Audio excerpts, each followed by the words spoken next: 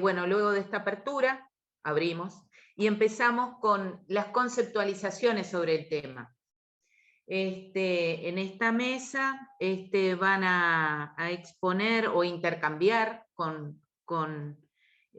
través de los aportes que se hagan a través del chat, dos compañeros del grupo de trabajo de medicalización y patologización de infancias y adolescencias.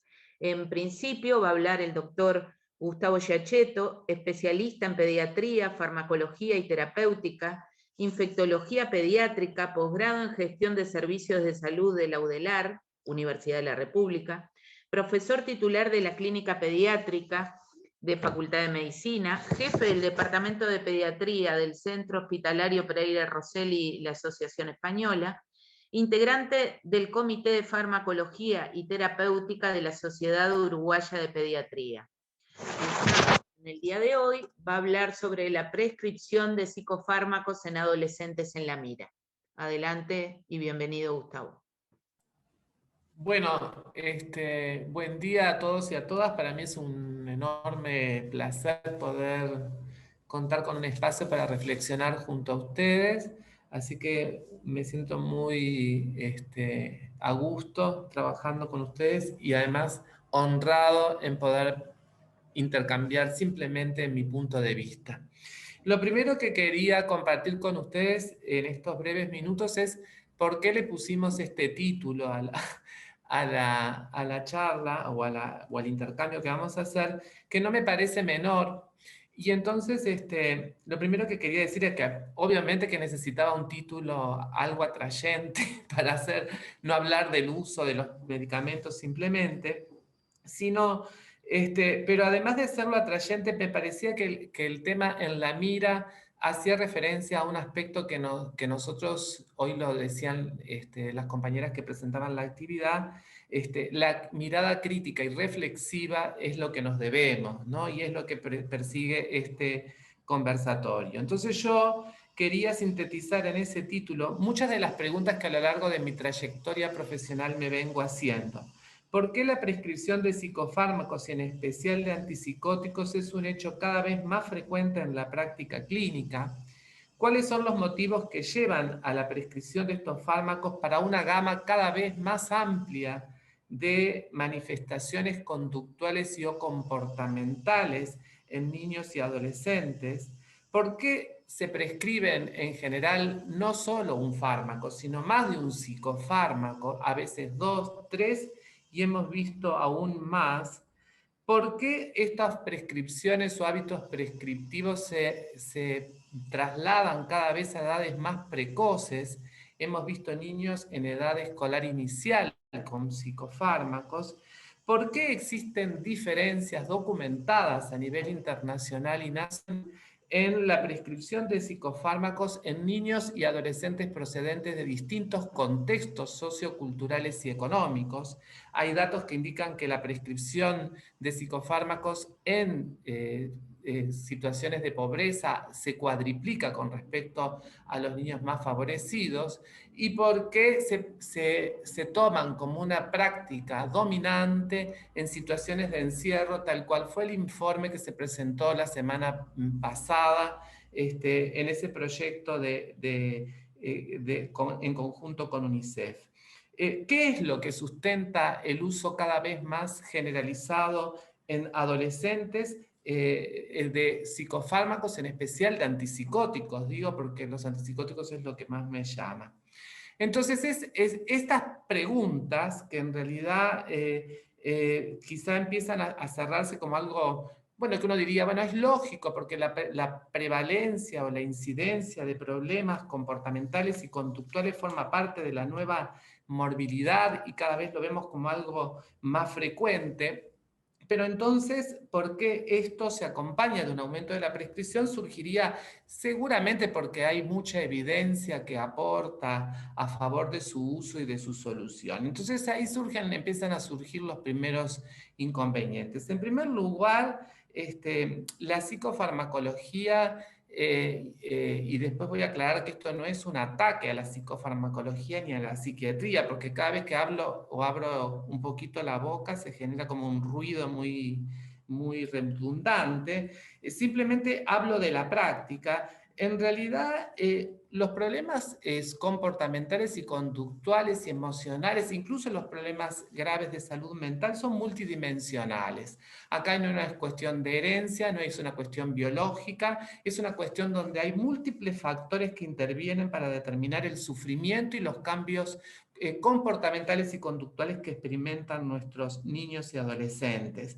Entonces, para esos problemas que son problemas complejos, multifactoriales y multidimensionales, lo psicofarmacológico siempre se queda corto. Y hay que recordar el primer principio, y es que los psicofármacos, ¿no verdad?, no son herramientas que curan primero, sino que alivian síntomas. Los psicofármacos, y si me refiero al tema antipsicóticos en sí, son fármacos para la psicosis, ¿no? Para eso se crearon, ¿no verdad? Y se mejoraron con las nuevas generaciones de fármacos que disponemos.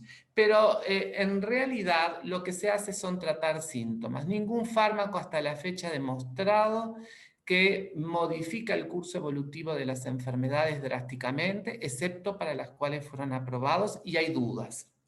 Con estos imperativos, entonces si uno mira estas cuestiones y además le agrega, está todo bien que en la década del 90 se introduce la corriente de la medicina basada en evidencia, y entonces resulta que a las evidencias científicas se le une la experiencia del clínico y hay que incorporarle las preferencias de los pacientes, y eso cambia el paradigma de práctica médica, y entonces se empieza a hablar de los ensayos clínicos, de los estudios clínicos, y empiezan a proliferar un montón de estudios. Pero resulta que en esta área del conocimiento, en este campo de la psicofarmacología, en específico, cuando me refiero a niños y adolescentes, la psicofarmacología tiene agujeros bastante grandes.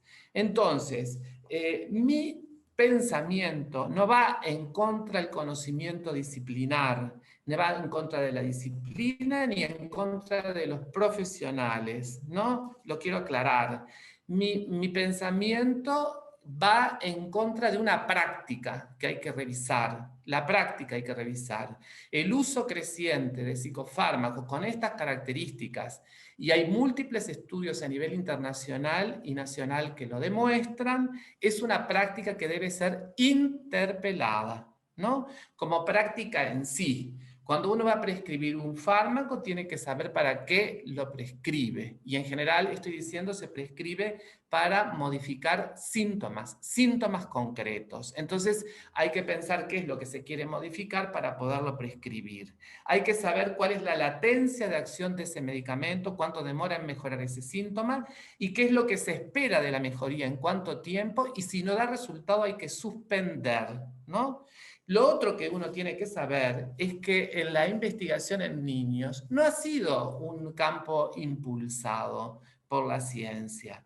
Nosotros extrapolamos frecuentemente datos de adultos, y los niños y los adolescentes no son, ya nos enseñaron muchos nuestros profesores, adultos en miniatura. Tienen diferencias de composición corporal, diferencias condicionadas por el crecimiento y el desarrollo que condicionan diferencias cinéticas y dinámicas. Cinéticas en la eliminación y metabolización de los medicamentos, dinámicas en la respuesta a los medicamentos, y además los niños y adolescentes tienen una cosa maravillosa que es la plasticidad neuronal o cerebral, la evolutividad, el cambio que genera las intervenciones y que genera la propia maduración del organismo, que determinan que un mismo trastorno identificado inicialmente no va a ser igual en el futuro, y una misma intervención inicial no puede condicionar que va a ser la misma intervención en el futuro. Las respuestas cambian, la dinámica cambia. Con esta perspectiva, lo que quiero significar es, y vuelvo al principio, este tema tiene que ser mirado y reflexionado. Cuando hay discrepancias entre la práctica y la evidencia científica, hay que buscar, por lo menos hay que preguntarse por qué, ¿no? Nosotros somos académicos, venimos desde el lado de la ciencia, por lo tanto, si hay una discrepancia, hay que preguntar por qué. Hay que criticar, hay que buscar identificar cuál es el problema, hay que tratar de buscar cuáles son las causas. Y probablemente encontremos que las causas son múltiples también, ¿no verdad? Entonces, pero quería plantear esto porque resulta siempre un tema especialmente sensible cuando tratamos de abordar esto, desde el punto de vista de lo que es la postura de las disciplinas. Yo valoro enormemente la salud mental, la creo cada vez más necesaria, la creo indispensable para trabajar, pero lo que tenemos que cambiar son los paradigmas. Los problemas son complejos y requieren abordajes integrales, complejos, y no se pueden reducir a un enfoque exclusivamente biologicista. La patología extrema existe, pero el sufrimiento es otra cosa, ¿no verdad? Y hay muchos problemas que no dependen, ¿no verdad?, solamente de esta mirada. Por lo tanto, como docente universitario, ¿no verdad?, el espíritu crítico forma parte de mi quehacer y me obliga a interpelar esta práctica. Y sabiendo esto, debo decirles algunas cuestiones más. La mayoría de la evidencia que nosotros hoy usamos para sostener el uso de psicofármacos en múltiples trastornos es muy limitada, es muy escasa. No es que no esté, es muy escasa.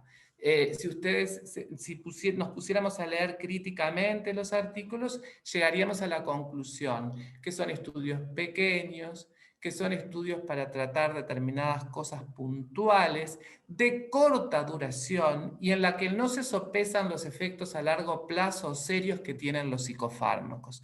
Todos los psicofármacos tienen efectos secundarios importantísimos que aparecen a las pocas semanas de tratamiento, cuando se terminan los ensayos clínicos. Quiere decir que nuestra práctica con esta herramienta tiene una enorme cantidad de incertidumbre. La incertidumbre no es mala, hay que saberla manejar. Y una forma de saberla manejar es, primero, prudencia para prescribir. Prescribir de a uno. Dar información al usuario. Al usuario es para que participe el niño, que participe el adolescente, que participe su familia, que cuando una indicación está bajo la etiqueta, o sea, es off-label, fuera de prospecto, se sepa. A veces hay que hacerla. Uno tiene que a veces recurrir a ese tratamiento, pero el paciente lo tiene que saber, tiene que estar informado y tiene que tener la opción también de decidir si lo quiere o no lo quiere. Y las intervenciones, estas no pueden formar parte de la primera línea. En algunos casos quizás sí, pero en la mayoría veremos que no y que se necesitan otras intervenciones para hacer un abordaje integral. No sé si estoy en tiempo, ¿cómo estoy? Sí. ¿No escucho? No escuché. Que estás en los 12 minutos de exposición.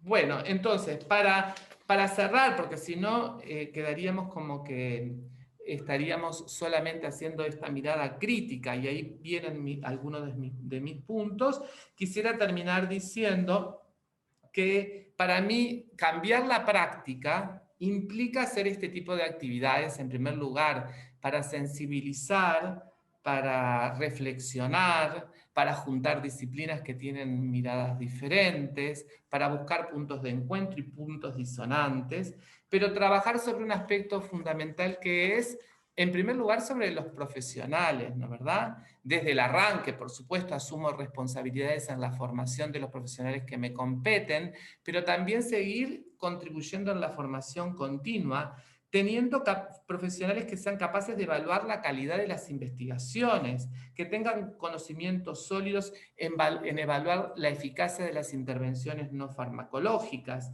que incorporen las prácticas de consentimiento informado en su quehacer clínico, que eso no sea una cosa de un papel escrito y nada más, que se practique en serio, que generemos usuarios responsables del autocuidado, la monitorización y de un manejo responsable de la información. Enseñémosles a nuestros usuarios a que utilicen fuentes objetivas de información. Comprometámonos con ello. Y comprometámonos y estemos dispuestos a trabajar por el cambio de los servicios y organizaciones e instituciones de salud mental, de los dispositivos que hoy tenemos o de los dispositivos que no tenemos, porque este cambio no se va a dar solo en la relación individual, profesional, paciente-usuario, sino que se va a dar también en cambios organizacionales más complejos. Los dispositivos que tenemos hay que repensarlos o hay que adaptarlos a una realidad que cada vez es más compleja. Desde mi ámbito, creo que tener una visión crítica responde al axioma original de no generar daño cuando uno hace una intervención. Y esa es la base del comportamiento ético. Por lo tanto, dejaría de ser ético si no trajera esta mirada crítica a este conversatorio. Muchas gracias. Gracias, Gustavo. Pasamos a escuchar a la doctora Adriana Cristóforo, doctora en psicología. Fue profesora titular de la Facultad de Psicología de la UDELAR hasta el 2019. Investiga en el tema de medicalización y patologización de infancias y adolescencias desde el 2010, habiendo coordinado un grupo de investigación en la temática, y va a hacer algunos aportes en torno a las conceptualizaciones de medicalización y patologización. Adelante. Bueno, gracias Mariana, buen día para todos. Realmente muy entusiasmada de estar en estas jornadas, este conversatorio. Creo que vamos a poder incorporar muchos aportes de todos los que están participando. En primer lugar, un poco quizás explicitar por qué nos propusimos este espacio de conceptualización. Nosotros entendíamos que para conversar de estos temas, digamos, teníamos como que tener un cierto acuerdo, o no acuerdo, pero por lo menos una cierta explicitación de a qué nos referimos cuando estamos hablando de medicalización. Y patologización en este caso, ¿verdad? Entonces, lo que yo me propuse fue, de alguna manera, trabajar sobre algunas definiciones de medicalización y ponerlas a discusión.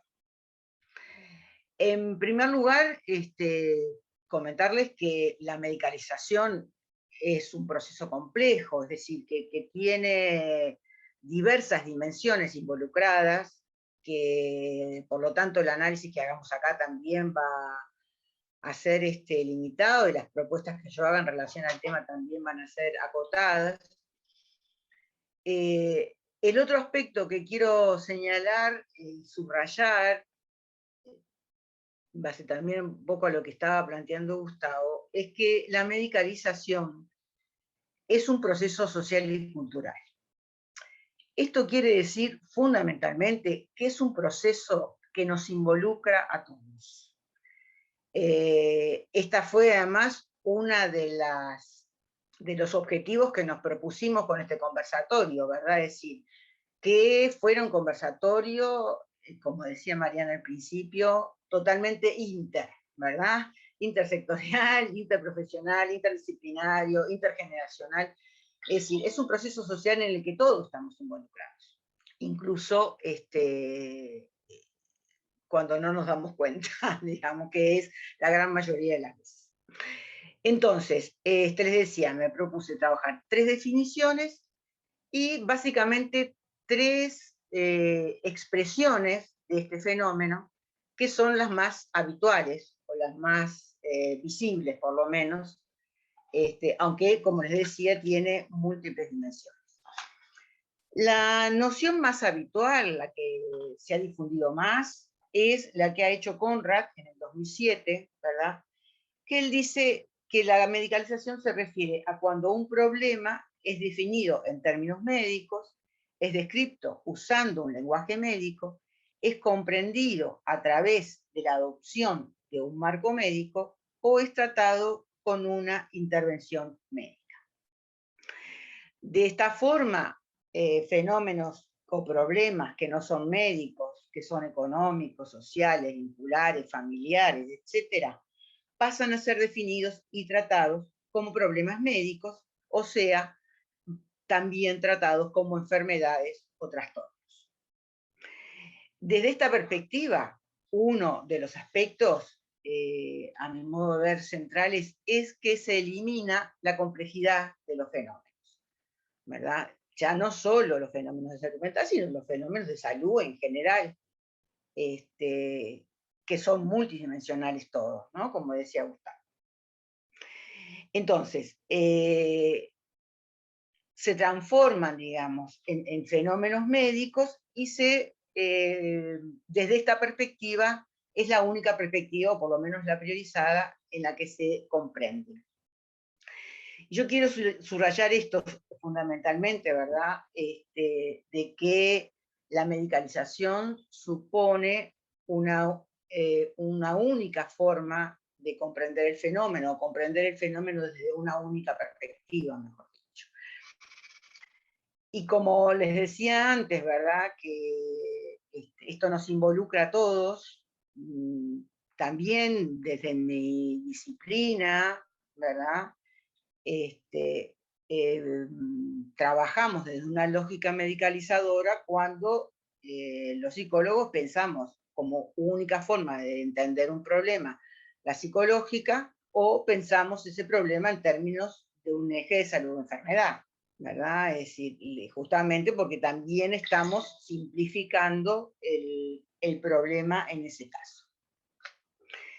Otra de las definiciones que quería proponerles es la que formalizó el Fórum sobre Medicalización de Educación y Salud de Brasil, que dice: se entiende por medicalización el proceso por medio del cual las cuestiones de la vida social complejas, multifactoriales y marcadas por la cultura y por el contexto histórico, son reducidas a un tipo de racionalidad que vincula artificialmente las dificultades de adaptación a las normas sociales, a determinismos orgánicos que se expresan como enfermedades del individuo.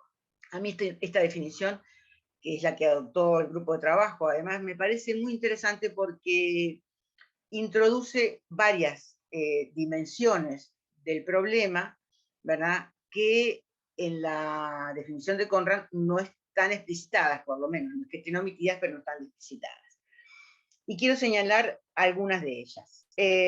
Primero, la importancia del contexto, ¿verdad? Es decir, que cualquier fenómeno humano se inscribe en un contexto. Y nosotros, al pensarlo, ¿verdad?, al pensar esta situación como problema, no podemos sacarla del contexto. Por eso, digamos, bueno, entre otras cosas, ¿verdad?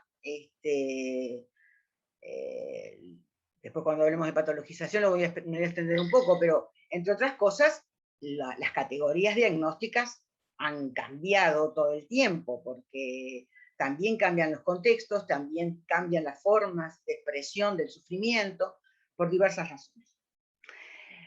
El otro aspecto que quería señalar de la definición anterior es esta inclusión de las dificultades de adaptación a las normas. Eso me parece un punto fundamental cuando estamos hablando de jóvenes y adolescentes. ¿Qué entendemos, verdad?, por adaptación a las normas cuando se trata justamente de jóvenes y adolescentes, en donde justamente una de las cuestiones tiene que ver, ¿verdad?, con la característica, digamos, de esta etapa, tiene que ver con cuestionar las normas establecidas. Entonces, ¿de qué hablamos cuando estamos incluyendo en un proceso medicalizador esta inadecuación, digamos, por decirlo de alguna manera, a las normas? El tercer aspecto de esta definición que me parece interesante es la de los determinismos orgánicos. Esto también se refería a Gustavo, ¿verdad?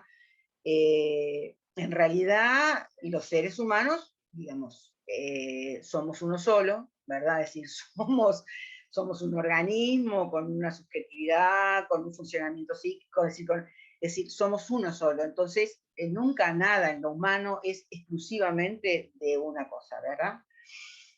Y por último, en relación a esta definición, que después lo voy a retomar cuando hable de patologización, es esta cosa que de la expresión como enfermedades del individuo. Uno de los fenómenos de la medicalización y en relación a esta cosa que yo les decía recién de sacar de contexto, es que ubica en el sujeto el problema, ¿verdad? Es decir, y pasa a ser el sujeto el tratado, el medicado, ¿verdad? El objeto de todas las intervenciones, porque justamente un fenómeno es que se individualiza. Entonces, en todo esto que yo venía diciendo, una de las cosas implícitas, ¿verdad?, es que la medicalización es una dimensión normalizadora, ¿verdad? Es decir, a partir de este fenómeno se determina qué es normal, qué no es normal, y esto último muchas veces se decodifica como lo anormal o lo patológico, ¿verdad? Qué es sano, qué no es sano, ¿verdad? Y de alguna manera a partir de esta concepción normalizadora genera categorías diagnósticas. Y lo que nosotros vemos cada vez más es que el abanico, digamos, de las categorías diagnósticas es cada vez más amplio y cada vez más ocupa distintos ámbitos de la vida. Entonces,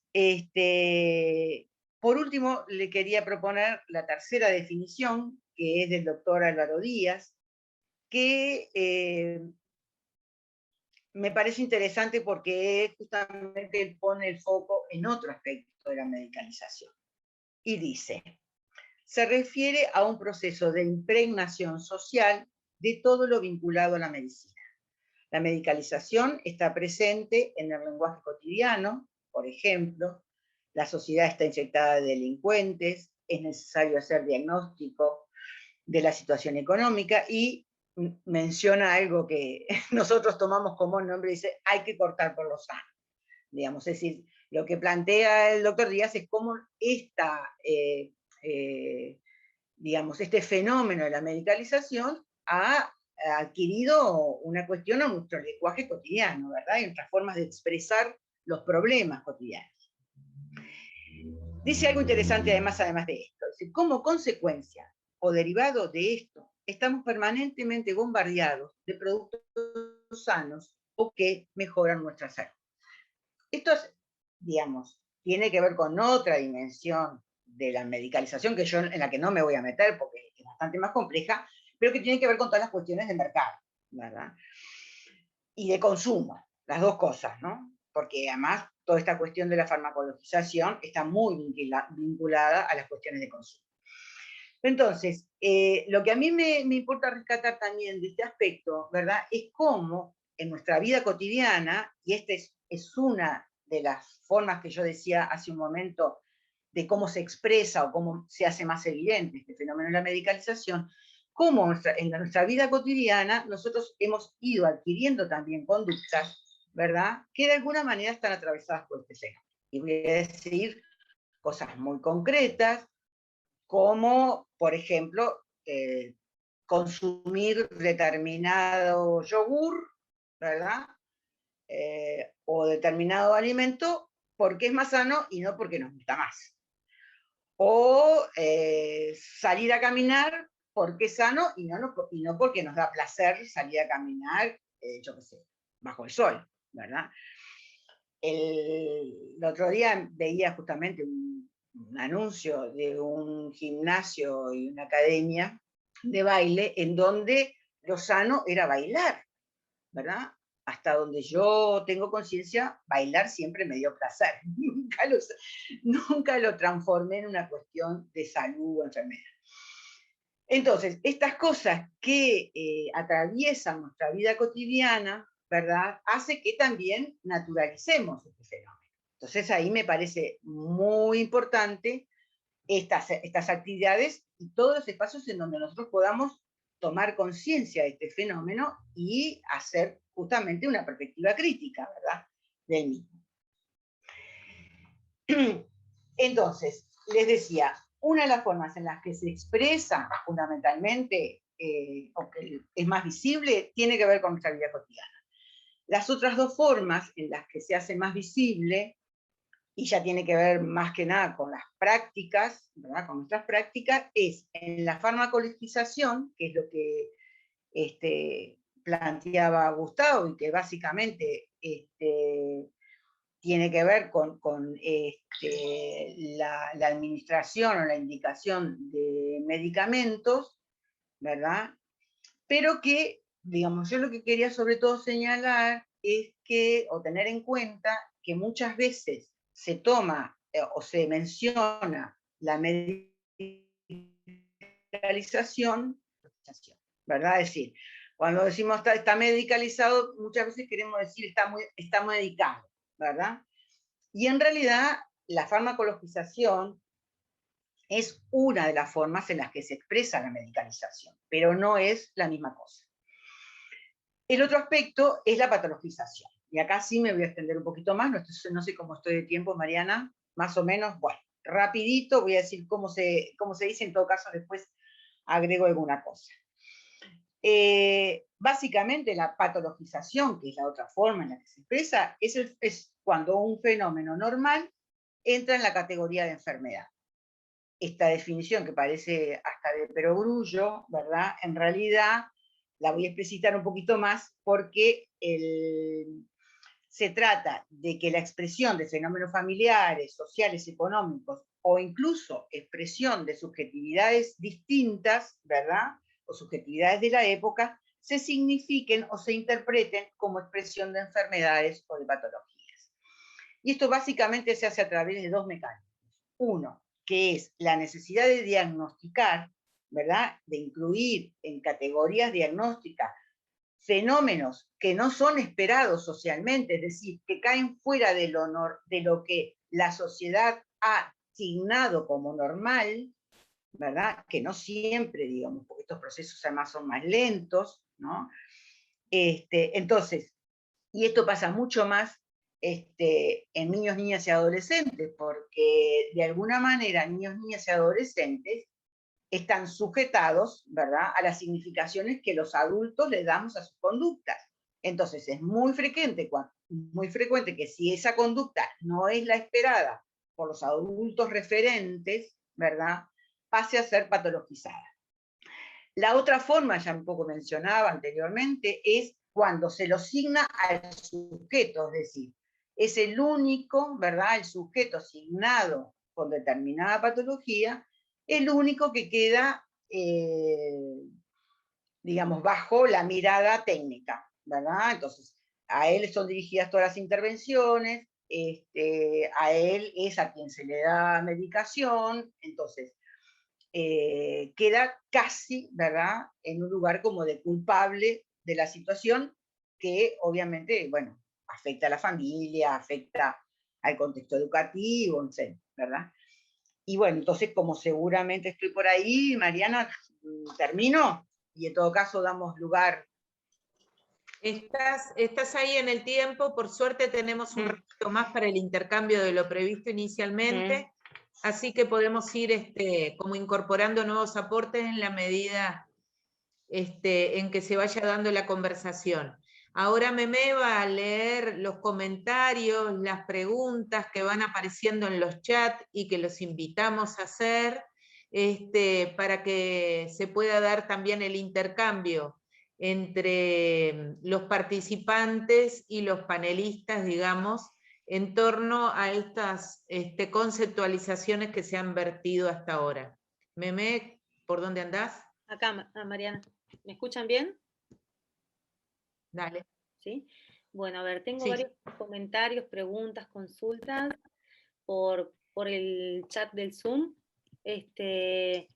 Mariana plantea, impregnación social de la medicalización. ¿Cómo se ve esto con la pandemia? ¿Hay una profundización de los procesos de medicalización y patologización? Florencia plantea, en este contexto de pandemia es realmente gráfico cómo los procesos de medicalización permean la sociedad y las lógicas de nuestra vida cotidiana, codifican las relaciones sociales y hasta las formas de nombrar, donde todo es protocolo, entre comillas, salud, entre comillas. Alicia comentó en un momento, Muniz, mejor ejemplo imposible encontrar, en algo que comentó Adriana. Mariana vuelve a plantear otra pregunta, ¿cómo se vinculan los procesos de medicalización y patologización con los derechos humanos? Susana Grunbaum, ¿cómo se podría reglamentar la prescripción de psicofármacos en infancias y adolescencias? Hasta ahí.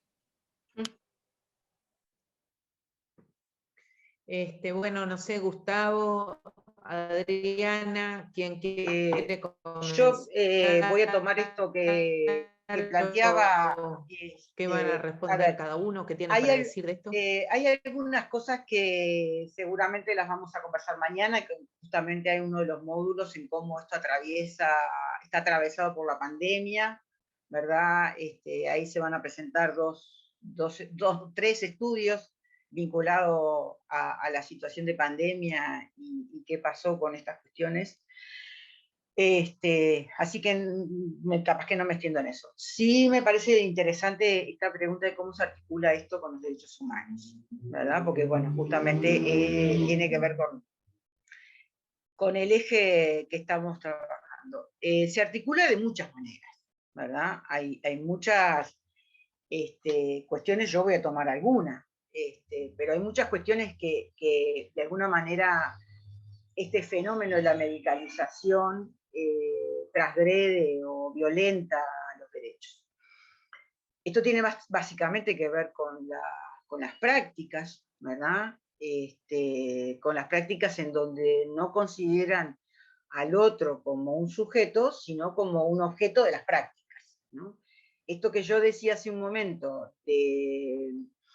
de que queda ubicado la patología en el sujeto y entonces él es el objeto de todas las intervenciones, fuera de los contextos familiares, fuera de los contextos socioeconómicos, fuera, digamos, un ámbito que yo trabajo mucho en relación a lo que trabajé mucho es el contexto educativo, fuera del contexto educativo, ¿verdad? Es decir, ¿cuál es la situación de aula, por ejemplo, que puede estar incidiendo en determinados aspectos del funcionamiento de un niño, determinadas formas de expresar el niño, incluso su incomodidad con las situaciones de aula o de aprendizaje?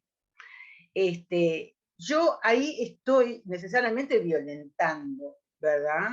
En este caso un niño sería en la situación de aula de una escuela, también pasa en el liceo, obviamente, en la educación media.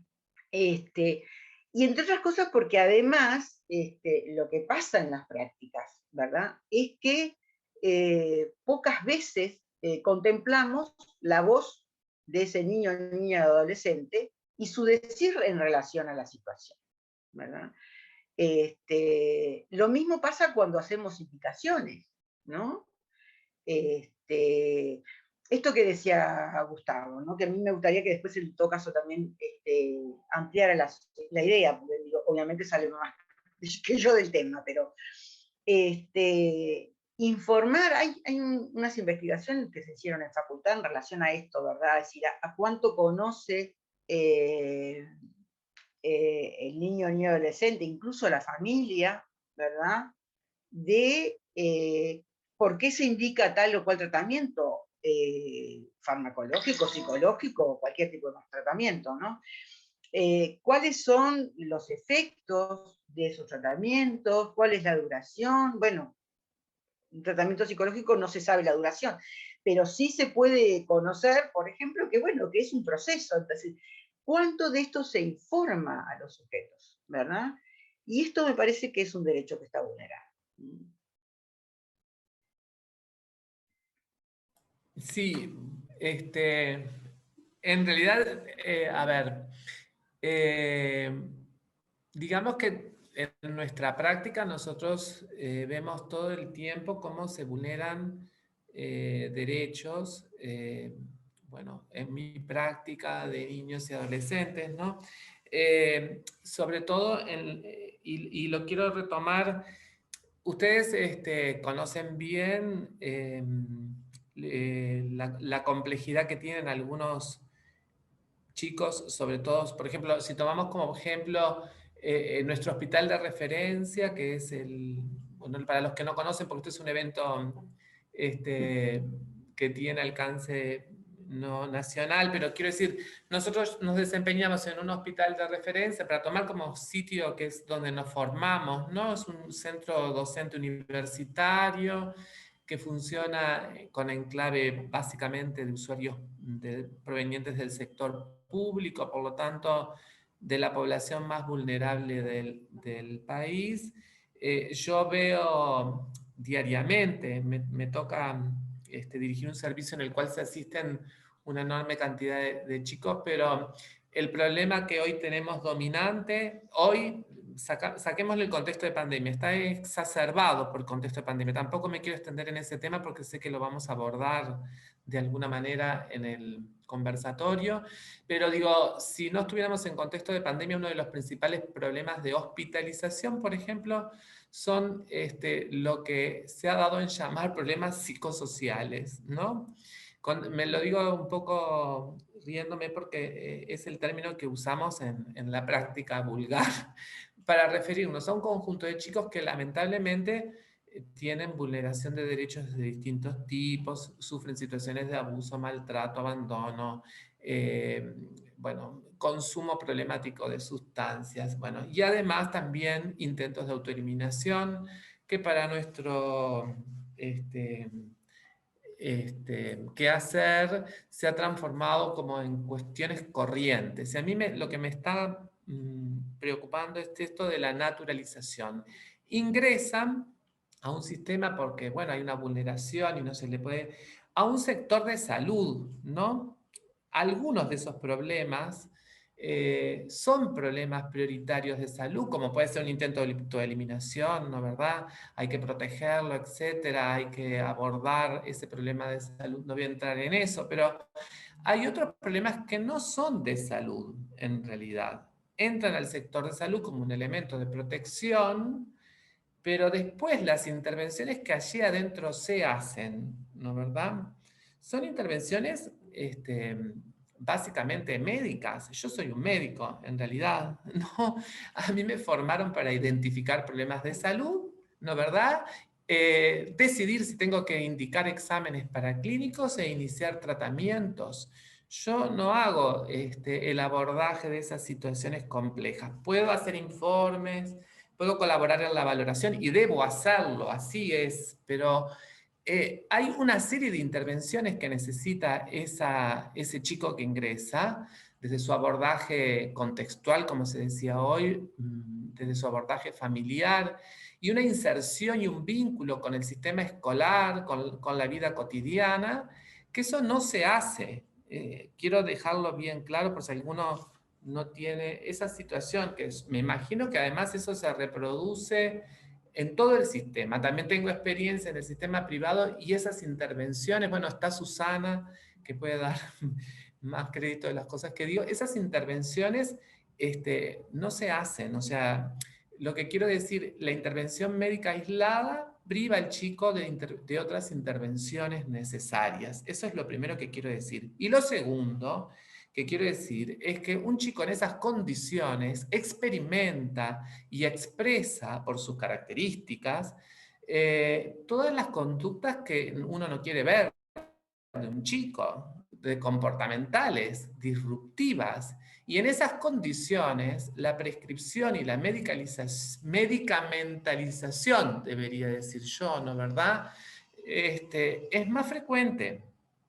¿No? Es más frecuente que se le indique un antipsicótico atípico o nuevo de estos para que no sea tan impulsivo, no tenga conductas disruptivas, algo para que duerma, etcétera, etcétera, etcétera, y sigo y le voy sumando. Y como capaz que tiene una personalidad medio border ahí, bueno, le ponemos un poquito de estabilizantes del humor y cuando queremos acordar, tiene 3 fármacos preciosos, o sea, una polifarmacia, Un chico que en realidad viene de un contexto altamente vulnerable, con desestructuración familiar, que no tiene buen vínculo con el sistema escolar, que vive en un ambiente de consumo, que no tiene condiciones económicas para el desarrollo. Entonces ahí está la vulneración de derechos que estamos haciendo o que estamos viendo pasivamente y naturalizando, como hoy naturalizamos el número de muertos que ocurren en el país a consecuencia de la pandemia, por decir una cosa. Miramos y decimos, bueno, murieron 50, murieron 60, ingresaron 20 o 30 niños con esta problemática y esta es la situación. Y hacemos lo que podemos, ¿no? Yo he escuchado muchas veces a colegas de la psiquiatría decir, bueno, llegan al consultorio y yo, es lo que tengo, la psicofarmacología, por eso decía, no es un problema contra la cuestión, es que desde cada uno intenta hacer cosas, pero a veces lo que intentamos hacer no va en favor de la resolución del problema. En el informe que se presentó la semana pasada, Salud Mental y Encierro en Infancias y Adolescencias, llevado adelante por el Mecanismo Nacional de Prevención de la Tortura, con el apoyo de UNICEF, yo estuve intentando leerlo, obviamente que es muy largo y no pude, pero encontré que un hallazgo me pareció sumamente importante en relación al tema que yo tenía que exponer, que en todos los centros monitoreados constataron que la medicación se encontraba disponible en cantidades suficientes, pero que sin embargo en varios centros era la primera y única respuesta frente a situaciones de angustia o estresantes. En muy pocas situaciones se presentaban otros tratamientos alternativos o complementarios al farmacológico. Eso dice el informe, ¿no?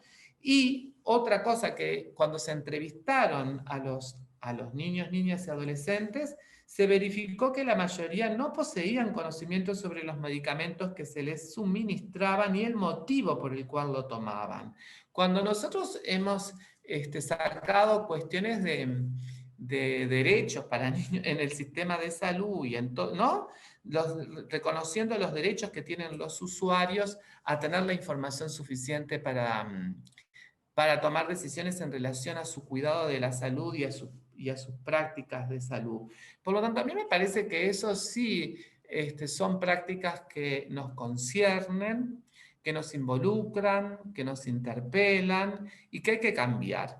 Con respecto a cómo se puede reglamentar la prescripción de psicofármacos, bueno, en la administración pasada nosotros teníamos un objetivo sanitario que decía, tenemos que conocer cuál es la tasa de prescripción de psicofármacos y un objetivo es bajarla. Ese objetivo estaba reconociendo que no teníamos datos concretos, o sea que faltan datos, punto número 1.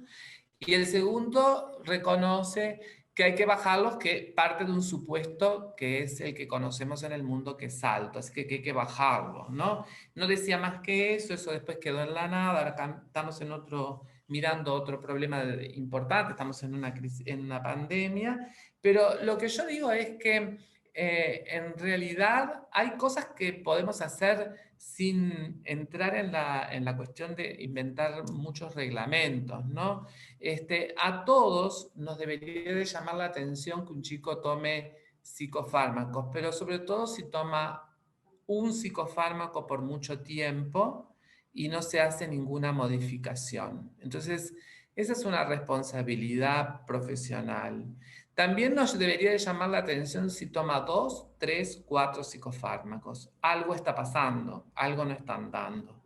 Quiere decir que eso es lo que hay que trabajar. Lo otro es que siempre decimos, hay que incluir el consentimiento, pero el consentimiento no se incluye. Los invito a visitar una página de usuarios de la FDA, que además no es de lo que más yo defiendo como agencia reguladora de medicamentos, pero la verdad que tiene una cuestión de usuarios muy interesantes y hay un capítulo entero dedicado a qué información deben recibir los pacientes, adolescentes y niños que reciben psicofármacos y sus familias, y hay propuestas de qué tipo de formularios incluir para poder rellenar con la familia. Y yo creo que si eso se empieza a usar, se empieza a hacer más corriente, la gente puede tomar mayor decisión y en general frena al profesional de la receta fácil. Eso es lo que quiero decir.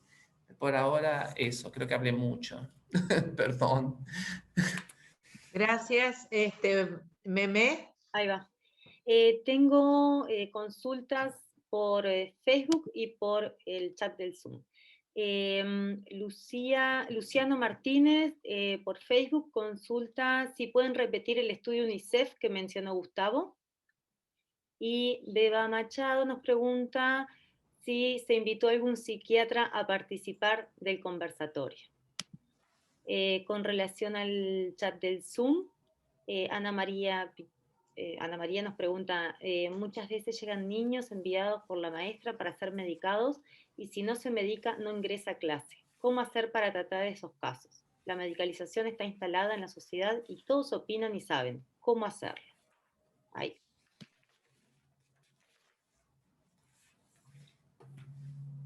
Sí, justamente ese es uno de los problemas de la medicalización, el círculo vicioso que de alguna manera produce, porque está tan incluido en nuestra vida cotidiana, además, que todos nos creemos habilitados para diagnosticar y para indicar medicación, ¿verdad? Hay una cuestión muy habitual, ay, tomate esto que a mí me dio resultado para el dolor de barriga, yo qué sé, pero eso es también, digamos, eso también es medicalización, ¿verdad? Esas cosas de la vida cotidiana. Y entonces, como justamente lo que pasa es esta lectura de los problemas como problemas médicos, en todos los ámbitos, ¿verdad? Se buscan soluciones médicas, ¿no? Entonces, por eso, a nivel de la educación, maestros y docentes de educación media envían, cuando no saben qué hacer con algo, digamos, que pasa al niño, lo envían al sistema de salud, ¿verdad? Y, como decía Gustavo, el sistema de salud responde con lo que tiene. Es decir, es así, ¿verdad? Lo cual, digamos, yo no estoy diciendo que esto esté bien, estoy diciendo que, digo, ni bien ni mal, estoy diciendo que son los mecanismos que esto produce, ¿verdad? Entonces, ¿cómo salimos de esta? Bueno, yo creo que con actividades de esta me parece que hay un elemento muy importante que es que la población en general sepa que estas cosas suceden, digamos, que funciona así. Nosotros como profesionales poder interrogar también con un docente cuando deriva a un niño, ¿verdad? Poder interrogarlo, ¿es esto lo que el niño necesita? ¿Verdad? Ni que hablar que trabajar entre los profesionales de la salud, porque esto, cuando nosotros decimos, es lo que el sistema de salud tiene, entre esas cosas, lo que tiene el sistema de salud, es el trabajo desarticulado, ¿verdad? Entonces, también las respuestas son desarticuladas. Entonces, bueno, esa es una de las cosas. Me parece que es dificilísimo esto, es facilísimo decirlo, dificilísimo implementarlo. Justamente una de las cosas que nosotros nos propusimos y que de alguna manera tiene que ver con la jornada de mañana, es hablar de otro aspecto, es decir, de cómo podrían ser, ¿verdad?, las intervenciones que de alguna manera, bueno, lidien con esta problemática, ¿no?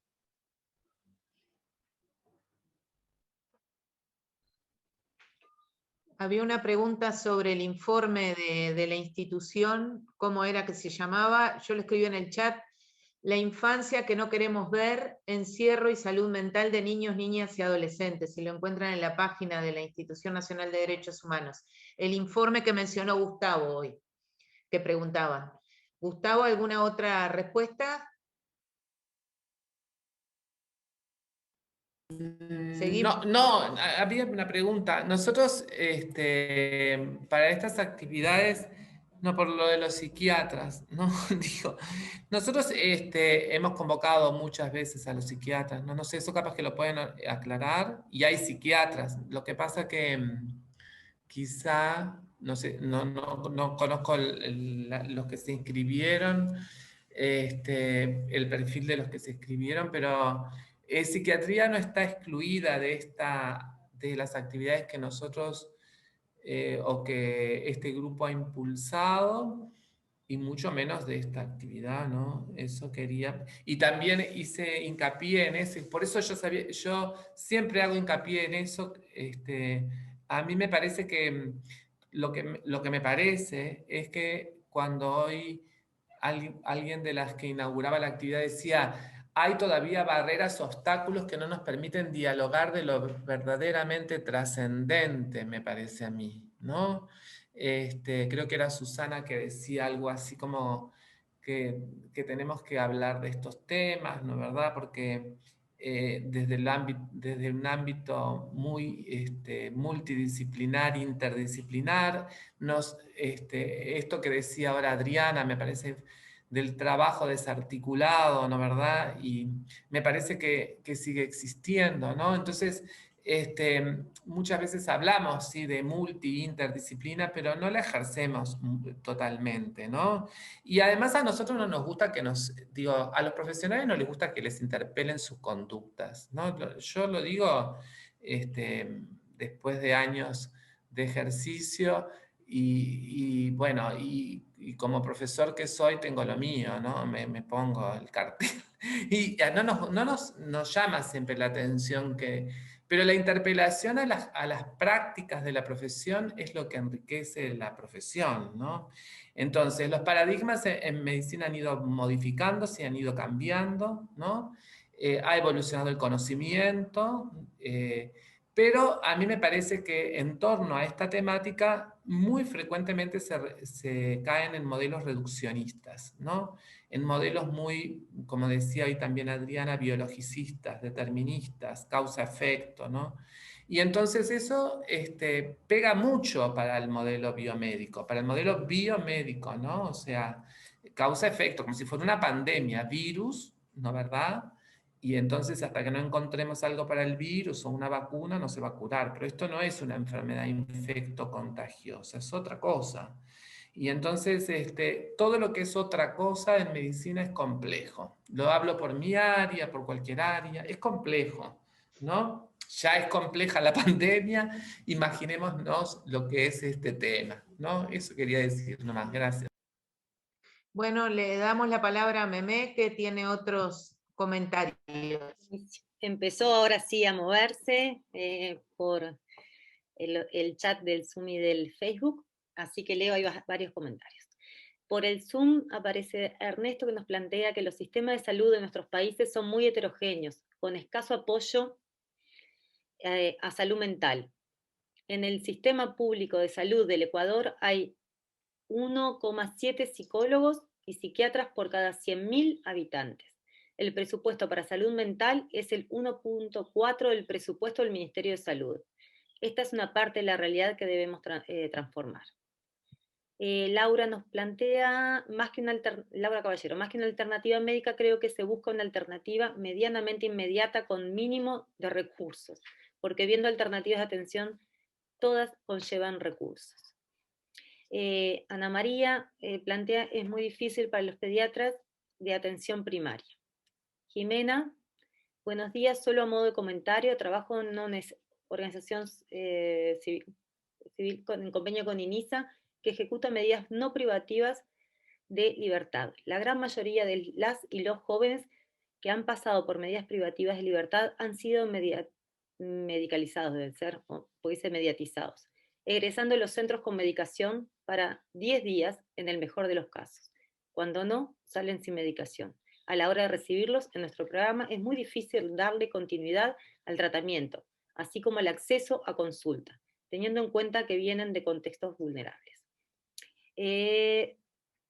Después, en el chat del Facebook, plantea Nelson, nos plantea, el responsable del niño sabe la medicación que se le da, como todo niño hasta los 18 años, que ahí pasa a ser el responsable de pedir y exigir, de saber qué se le da como a cualquier adulto. Betina plantea muy interesante lo que pusiste, Gustavo. Viviana, ¿qué consecuencias tiene en la psique de un niño la implementación de psicofármacos a tan temprana edad? Después, esperen que hay más abajo. Roberto plantea El sistema de salud está saturado en Uruguay. Es por ello que mucha de la población, tanto pública como privada, nos llega a los programas, servicios de policlínicas de la Facultad de Psicología de la Universidad de la República, que es pública. Tengo entendido que también de la Universidad Católica, que es privada. Soledad dice, hola, buen día, muy interesante todo lo que se ha hablado. Lo que me preocupa como futura docente es saber cómo poder cumplir con mi tarea, sabiendo que todavía faltan muchas herramientas para poder contener y educar, entre comillas, a los adolescentes en esta situación. Actividades como las de hoy tendrían que darse sin duda con más frecuencia y mayor participación a nivel de educación y salud para poder seguir profundizando en esto. Listo, por ahí. Adriana, Gustavo.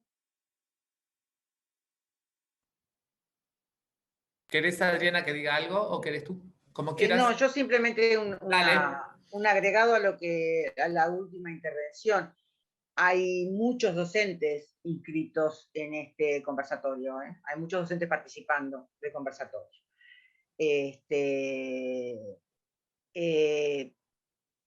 Yo, que bueno, transité por la educación desde mi profesión, digamos, de mi disciplina,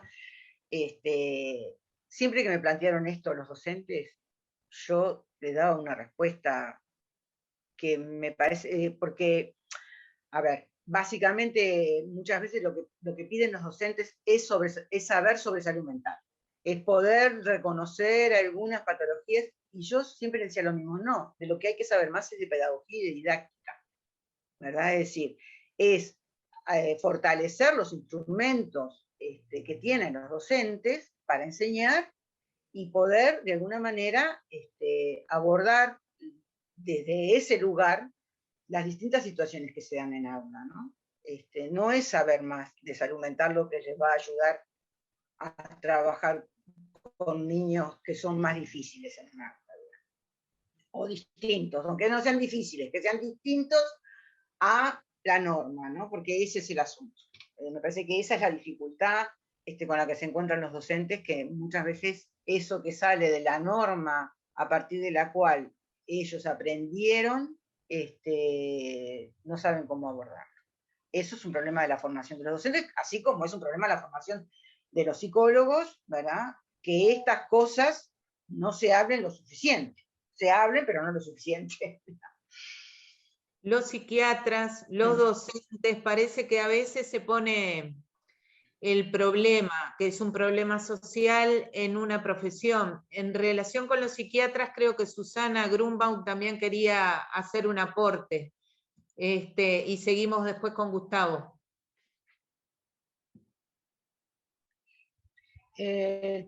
Muchas gracias, Mariana. Sí, en primer lugar, bueno, lo que estaba escribiendo ahora, que creo que es importante diferenciar lo que es salud mental de psiquiatría. Son cosas diferentes, ¿no? Yo diría que en todo caso tuviera que hacer una definición muy rápida. Bueno, la psiquiatría es una herramienta, una disciplina que puede formar parte de lo que es, digamos, como el concepto de salud mental, que es muchísimo más amplio, más abarcativo, ¿verdad? Pero entonces a veces se hace como una especie de ecuación muy directa, donde se identifica un problema de salud mental, puede tener que ver con el crecimiento, con las rupturas, porque no hay crecimiento si no hay alguna ruptura. Digo, imaginemos, para poner un ejemplo, una metáfora muy simplista, ¿no? Como una semilla. Cuando se rompe la cascarita de la semilla es para que crezca la planta. Entonces hay una ruptura, pero que es necesaria para que haya un crecimiento. Y a veces eso lleva a dolores y confusiones, malestares. Y uno podría decir, bueno, hay un sufrimiento de salud mental, pero que es parte de la vida. Entonces, si eso lo vamos a equiparar con una intervención psiquiátrica, estamos como realmente haciendo las cosas mal, ¿verdad? Y ni que hablar, todos los problemas que pueden tener adolescentes, niños, jóvenes, referidos a lo que es su vínculo con el entorno, su identidad, las dificultades familiares, sociales, como decía Gustavo, problemas psicosociales que están en ese borde, o en esa frontera entre lo interno y lo externo, digo, y bueno, y hay que tener espacios y otros espacios que son distintos a los espacios médicos o incluso de la salud, que la salud es algo más amplio que lo médico, ¿no? Sin duda. Pero inclusive fuera de lo que es la salud, hay que tener espacios. Y yo me quedé pensando en lo que decía Adriana, cuando bailar es algo sano, cuando en realidad debe ser del placer. Entonces, ¿dónde ubicar estas actividades que en lo personal yo le doy mucha importancia a lo artístico, a la lectura, el teatro, la expresión artística de cualquier índole que en los niños y los adolescentes es tan importante, y cuánto hacemos y cuánto invertimos, porque justamente da placer, y el placer es parte de la vida, y tiene que ver también con la salud mental, ¿no? Entonces yo creo que nosotros tenemos que problematizar alrededor de esto, de cuáles son los problemas de salud a los cuales tenemos que referir en algún momento a algún adolescente, en este caso estamos hablando de adolescencias y juventudes, y cuándo no, cuando nosotros mismos tendríamos que rechazar esa consulta y decir, no es acá, no es acá. Entonces, la cuestión que se plantea es, bueno, ¿cuáles son esos espacios y alternativas? Que esto capaz que mañana también va a haber algo de estas alternativas, ¿no? Y también por eso que hoy olvidé al inicio, cuando di la bienvenida, decir que tenemos un espacio artístico dentro del conversatorio, hoy y mañana, porque le damos mucha importancia a lo artístico y esperamos que todos lo disfruten, porque es de distintos países, así que va a estar muy bueno. Con respecto a la invitación a los psiquiatras, que alguien preguntó, sí, hicimos una invitación muy amplia, tanto hacia todos los países, porque acá hay representados casi 22 países, no sé si están todos, pero en Codajic somos 22 países, y hay gente que yo sé, y de más allá de Codajic también, así que bueno, somos muchos. Se ha invitado ampliamente, y en particular en Uruguay, a las sociedades científicas que reúnen a los psiquiatras. Además, por supuesto, de los colegas que conocemos, que los hemos invitados a todos.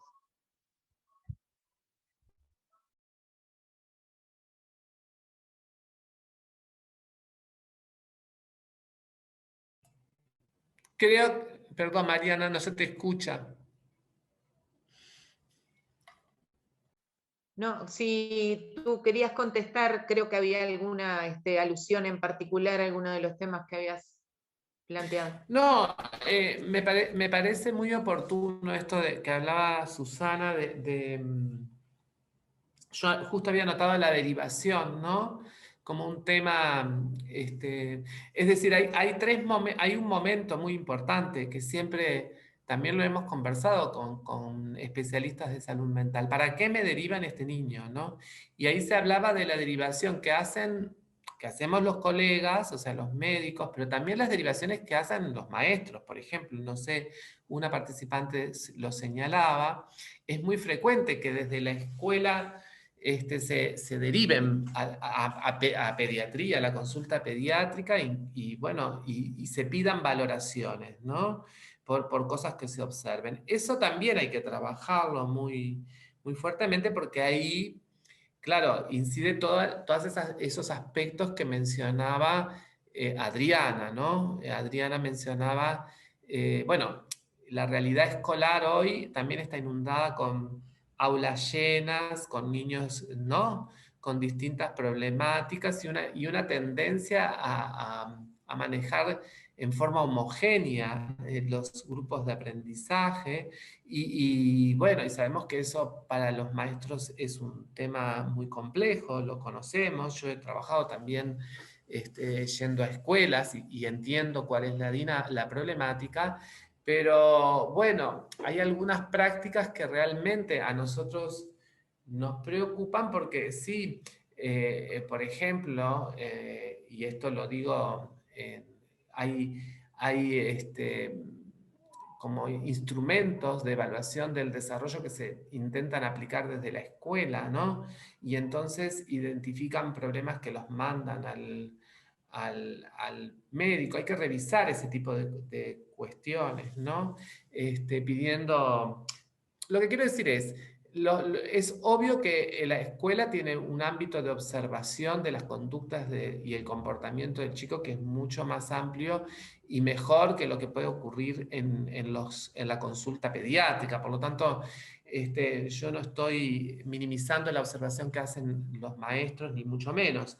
Pero lo que sí estoy es con el tema de desrotular, ¿no? Y decir que al chiquilín le pasa un problema médico y entonces necesita la consulta con alguien, ¿no? En todo caso, una cosa es recomendar la valoración con su médico tratante y otra cosa es decir, parece que tiene tal problema y entonces necesita la evaluación por tal cosa, ¿no? Entonces, eso me parece que es una práctica que hay que sincerarse y analizar, porque eso es lo que ocurre habitualmente. Y desde el lado nuestro también ocurre que cualquier problema, como decía Susana, que involucre la salud mental, para nosotros salimos corriendo a buscar un psiquiatra. Y eso, bueno, tampoco es correcto, ¿no?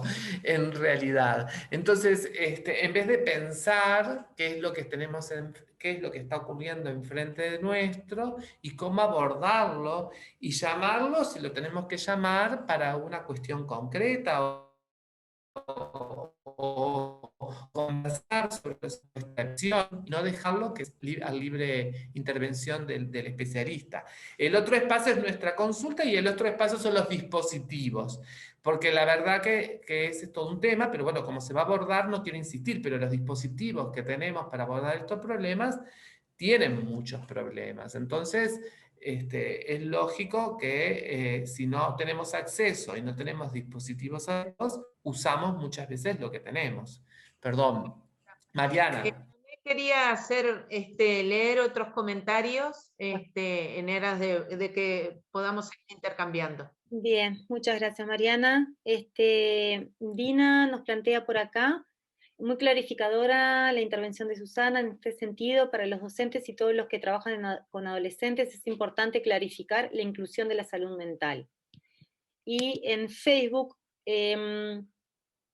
Betina nos plantea, me pregunto si al darle medicación el profesional siente que hace algo por ese paciente sintiéndose impotente por todo lo que no puede hacer por él.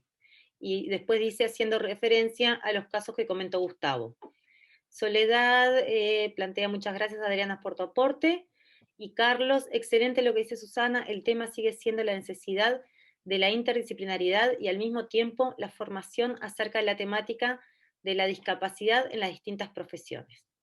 Ahí fueron esos los comentarios.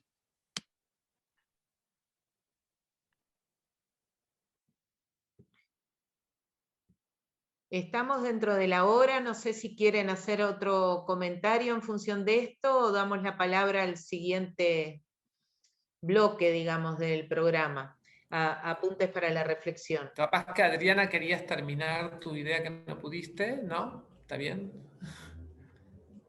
¿No? No, yo creo que no, yo tampoco. Agradecemos muchísimo la participación de los compañeros y de todos aquellos que han hecho comentarios.